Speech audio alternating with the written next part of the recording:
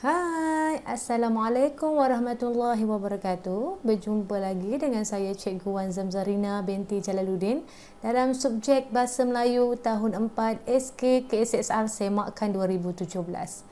Tema kita masih lagi tentang kemasyarakatan, Unit 2 Prihatinnya Kita. Pada hari ini, Cikgu ingin mengajar kamu tentang tajuk Kita Lakukan Bersama-sama. Standard pembelajaran 2.1.1. Okey, murid-murid, mari kita teruskan. Dalam standard kandungan 2.2, membaca, memahami dan menakul bahan multimedia. Dalam standard pembelajaran 2.2.1, membaca dan memahami bahan grafik daripada multimedia untuk membuat gambaran. Objektif kita pada hari ini iaitu membaca dan memahami bahan grafik daripada multimedia untuk membuat gambaran dengan betul. Kedua, melengkapkan peta pokok berdasarkan maklumat daripada bahan grafik dengan betul. Kriteria kejayaan kita pada hari ini, membaca dan memahami bahan grafik daripada multimedia untuk membuat gambaran dengan betul, melengkapkan peta pokok berdasarkan 4 maklumat daripada bahan grafik dengan betul. Jadi jom kita belajar Bahasa Melayu tahun 4 Kemahiran Membaca. Murid-murid dah bersedia? Murid-murid boleh buka muka surat 8 dan 9. Jadi murid-murid, pada hari ini kita akan membaca teks tentang Kita Lakukan Bersama-sama. Seperti biasa, cikgu akan bacakan teks ini. Kamu di rumah boleh mengikuti pembacaan ini bersama-sama dan memahami maksud ataupun cerita di sebalik teks yang kita baca pada hari ini. Okey, murid-murid dah bersedia? Jadi mari kita baca bersama-sama. Kita lakukan bersama-sama. Murid-murid tahun 4 Harmoni telah diminta oleh guru mereka untuk mencari maklumat tentang aktiviti masyarakat yang prihatin di Malaysia. Mereka diminta membentangkan maklumat yang diperoleh kepada rakan-rakan sekelas. Rajiv, Jitwen dan Jimmy telah berkumpul di rumah Hadif untuk membincangkan tugasan tersebut. Mereka melakukannya bersama-sama. Jadi kalau kita lihat dalam perenggan pertama ini, Hadif, Jitwen dan Rajiv yang telah diberikan tugasan oleh guru-gurunya untuk mencari aktiviti masyarakat yang prihatin di Malaysia. Mereka perlu membentangkan hasil perbincangan mereka ini di dalam kelas dengan rakan-rakan yang lain. Jadi, mereka telah berkumpul di rumah Hadif untuk membincangkan tugasan dan menyelesaikan tugasan itu bersama-sama. Mari kita baca teks yang seterusnya. Rumah terbuka. Amalan rumah terbuka merupakan satu cara masyarakat di negara ini bergaul antara satu sama lain. Dengan menghadiri rumah terbuka, masyarakat yang berbilang bangsa di negara ini dapat berkenal-kenalan dan beramah mesra. Amalan kunjung mengunjungi juga dapat mengeratkan hubungan silaturahim. Ini teks mengenai rumah terbuka. Jika kamu lihat grafik, itu merupakan rumah terbuka yang diadakan sewaktu perayaan Hari Raya Aidilfitri. Rumah terbuka ini bukan sahaja boleh diadakan pada waktu perayaan tersebut, tetapi juga ketika Tahun Baru Cina, Hari Deepavali dan perayaan-perayaan yang lain. Amalan ini sebenarnya amat baik kerana ia boleh mengeratkan hubungan di antara satu sama lain kerana di situ adanya aktiviti kunjung mengunjungi dan kita juga dapat merasai pelbagai makanan tradisional daripada kaum-kaum yang lain. Okey, murid-murid jelas? Kita teruskan dengan teks yang kedua, yang itu usung rumah. Amalan mengusung rumah dilakukan untuk memindahkan rumah ke lokasi baharu. Amalan ini menjadi satu budaya masyarakat tradisional di negara ini. Amalan mengusung rumah menunjukkan masyarakat yang sangat prihatin sesama jiran tetangga. Mereka mencari buluh di hutan bersama-sama. Kemudian, mengikat buluh-buluh di bahagian bawah rumah. Selepas itu, rumah tersebut diusung ke lokasi tapak rumah yang baharu.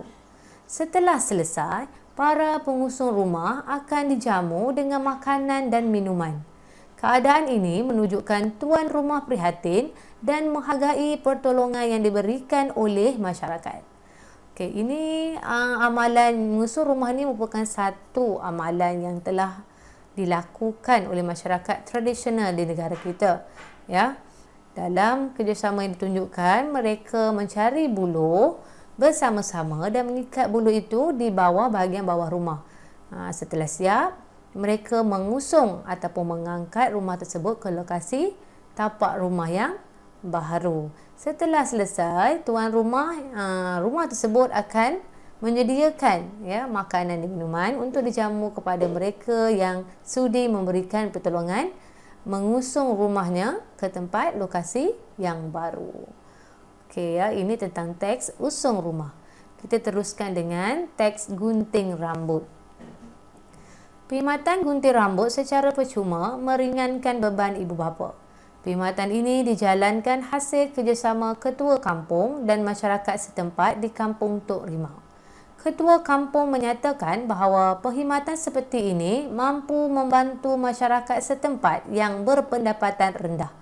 Usaha ini membuktikan penduduk kampung tersebut mengambil berat tentang kebajikan sesama mereka. Bagi mereka, berat sama dipikul, ringan sama dijinjing. Okey, berdasarkan teks gunting rambut ini, perkhidmatan yang disediakan secara percuma untuk meringankan bebanan ibu bapa. Ya, keprihatinan ini ditunjukkan oleh ketua kampung dengan kerjasama masyarakat tempat yang diadakan di kampung Tok Rimau.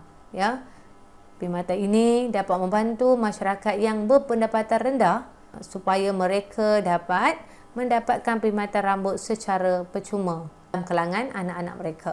Betul lah bab kata pepatah, berat sama dipikul, ringan sama dijinjing. Ya, kerja yang susah jika dilakukan secara bersama-sama, ianya akan menjadi lebih mudah. Okey, mari kita teruskan pembacaan dengan teks yang keempat. Gerobok rezeki. Gerobok rezeki ini terdapat di beberapa buah masjid dan surau. Gerobok rezeki ini ditempatkan di bahagian luar masjid atas surau. Hal ini bagi memudahkan golongan miskin mengambil barangan keperluan mereka. Barangan tersebut disumbangkan oleh masyarakat setempat yang ingin berkongsi rezeki. Barang-barang yang disediakan termasuklah beras, tepung, susu bayi, minyak masak dan sebagainya. Gerobok rezeki ini menunjukkan bahawa masyarakat di negara ini prihatin. Gerobok rezeki merupakan satu aktiviti ataupun program yang disediakan di beberapa buah masjid dan surau, yang bertujuan untuk membantu golongan miskin mendapatkan barangan keperluan mereka. Barang-barang yang dibeli yang disumbangkan oleh masyarakat diletakkan di suatu tempat di bahagian luar masjid dan surau. Jadi mereka yang berpendapatan rendah ataupun miskin boleh mengambil barang-barang keperluan tersebut untuk digunakan dalam kalangan keluarga mereka. Ini satu lambang menunjukkan rakyat Malaysia ini merupakan rakyat yang prihatin, prihatin terhadap kesusahan orang lain. Baiklah murid-murid, tibalah aktiviti yang seterusnya, iaitu melengkapkan peta pokok, di mana kita perlu mencari maklumat tentang faedah amalan masyarakat prihatin berdasarkan topik yang kita baca sebentar tadi. Jadi mari kita lihat satu persatu faedah, iaitu kebaikan dan kepentingan amalan masyarakat prihatin. Okey, dalam topik rumah terbuka, apakah faedah yang dapat kita perolehi? Yang pertama, berkenal-kenalan dan beramah mesra. Kedua, mengeratkan hubungan silaturahim. Okey, bila kita mengadakan rumah terbuka, kita dapat mengenali jiran tetangga yang hadir dan merapatkan hubungan silaturahim dengan bertanya khabar, dengan menceritakan mengenai seberingkas tentang keluarga kita. Kita dapat mengenali jiran-jiran yang baru. Okey, mari kita lihat topik yang seterusnya, usung rumah. Apakah faedah dia? Mewujudkan sikap yang prihatin, memupuk sikap bekerjasama, kemudian menghargai pertolongan orang lain. Di sini dalam cerita ini kita dapat lihat faedah yang pertama dapat mewujudkan sikap prihatin dan bekerjasama, membantu penduduk kampung yang ingin memindahkan ataupun mengusung rumahnya ke lokasi yang baru. Penduduk kampung yang lain membantu mereka untuk mengubah ataupun mengusung rumah tersebut ke tempat yang sepatutnya. Sebagai pembalasan tuan rumah, sebagai menghargai pertolongan yang ditunjukkan oleh rakan-rakan ataupun jiran-jiran tetangga, mereka telah dijamu dengan minuman dan makanan, ya. Itu tandanya kita, ya, buat baik dibalas baik, buat jahat jangan sekali, ya. Selalunya kalau kita menolong orang, orang akan menghargainya dengan membalas setiap perbuatan kita dengan sesuatu perkara yang baik. Okey, jadi kita teruskan dengan teks gunting rambut percuma. Apa faedah dia? Yang pertama, meringankan beban ibu bapa. Kedua, memupuk sikap mengambil berat kebajikan orang lain, ya. Di sini tadi, ya, kampung ini telah menyediakan perkhidmatan gunting rambut secara percuma untuk meringankan, ya, keluarga yang berpendapatan rendah. Okey, mari kita lihat tajuk yang seterusnya, iaitu gerobok rezeki. Okey, apa dia punya faedah? Membantu golongan miskin mendapatkan sumber makanan.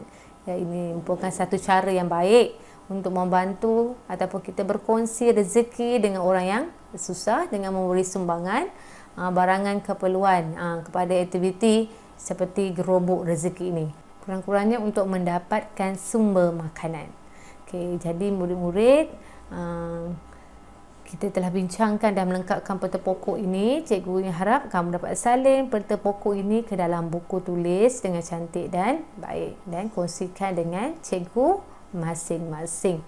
Okey, dalam topik ini, pengajaran yang dapat kita lihat ialah sikap masyarakat yang prihatin dapat meringankan beban ataupun kesusahan orang lain. Kita sebagai jiran tetangga dan masyarakat, kita perlu adanya sikap mengambil berat dalam kalangan jiran-jiran tetangga supaya mereka rasa kewujudan mereka dirasai dan kita juga dapat mengenali dan mengeratkan hubungan sesama jiran. Okey, murid-murid, kita teruskan dengan latihan Google Form. Murid-murid boleh scan QR code ini, kemudian isi maklumat dan jawab soalan yang cikgu kongsikan. Ya. Jadi, cikgu mengharapkan perkongsian cikgu pada hari ini mendatangkan manfaat kepada kamu. Bagaimana cara kita untuk mewujudkan masyarakat yang prihatin. Jumpa lagi di video yang seterusnya. Anda belajar, anda hebat. Sekian, terima kasih. Assalamualaikum.